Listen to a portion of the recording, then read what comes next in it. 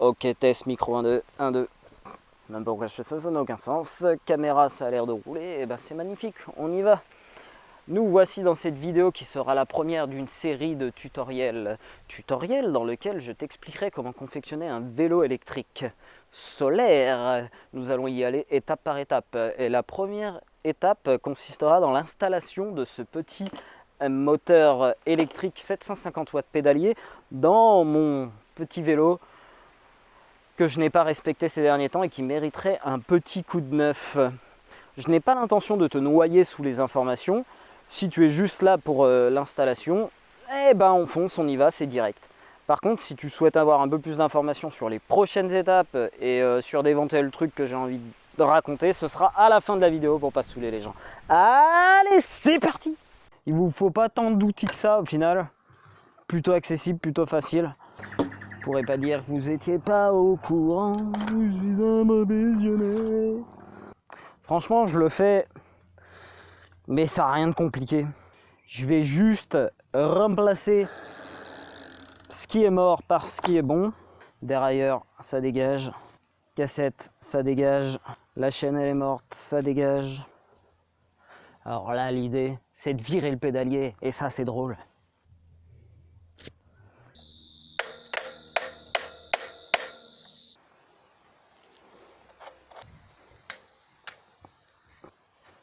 Ça dégage. Et ça, tu sais quoi? Ça dégage. Vous énerver ne servira absolument à rien si cela ne marche pas. Prenez votre mal en patience.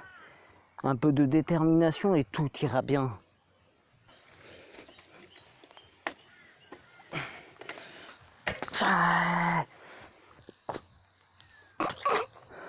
Je vais pas me laisser avoir par une foutue pièce métallique. Gardez votre calme.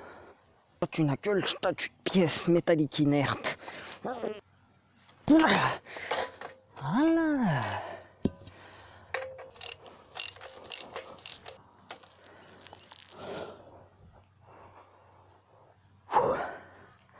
Voyez, vous énerver ne vous apportera absolument rien. Allez, ça dégage.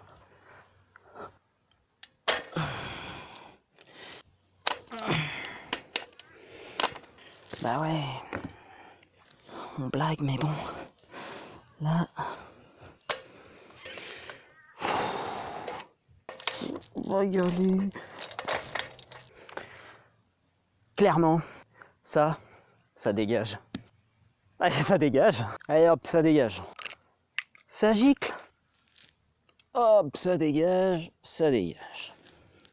Allez, ça dégage. Ok, j'ai viré un paquet de trucs du vélo. Il va falloir que j'installe le reste, mais là, honnêtement, la nuit tombe. À demain. Alors, pour l'installation du moteur, on va y aller à la cool. Tac. Hop.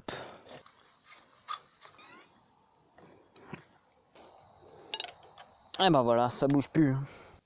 Voilà, enfin, en 1 heure, 2 heures, c'est calé. Il n'y a pas besoin de se prendre la tête. Bon, je le fais quand même. Ok, après, c'est simple, il suffit juste de connecter tout. Les connectiques sont faites par couleur et ont des diamètres et des connectiques différentes. Du coup, vous pouvez pas vous planter. On va installer cette petite partie là. Plateau avant.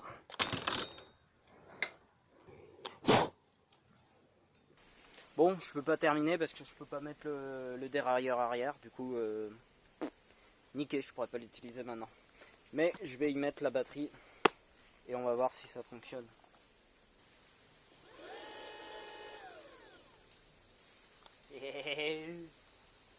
Demain c'est le week-end, demain je teste le vélo.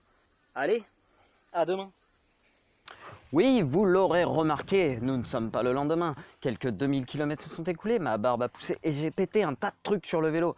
L'élément principal que j'évoquerai aujourd'hui se situe au niveau de la roue arrière, qui m'en aura fait sacrément baver ces derniers temps. Dans un premier temps, c'est l'axe qui a cassé. Pensant que cela venait du fait que ce soit un axe creux à serrage rapide, je l'ai remplacé par un axe plein. Mais quelle fut ma surprise la semaine dernière, quand c'est le moyeu lui-même qui a cassé,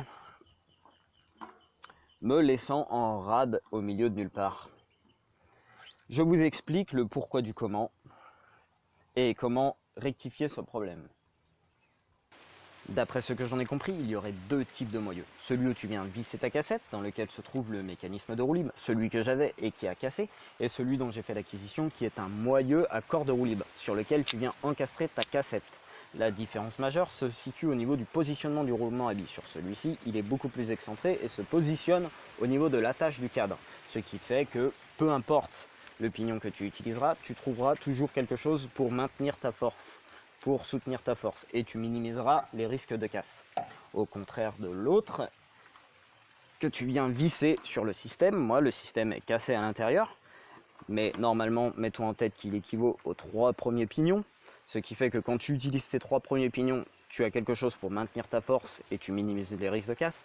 Mais si tu descends sur les autres, prenons le dernier par exemple, tu n'as plus de force, tu n'as plus de matière pour maintenir la force, ce qui fait que tu appliques une torsion et tu prends le risque de casser. Le tout couplé à un moteur électrique, on voit les dégâts que ça a fait.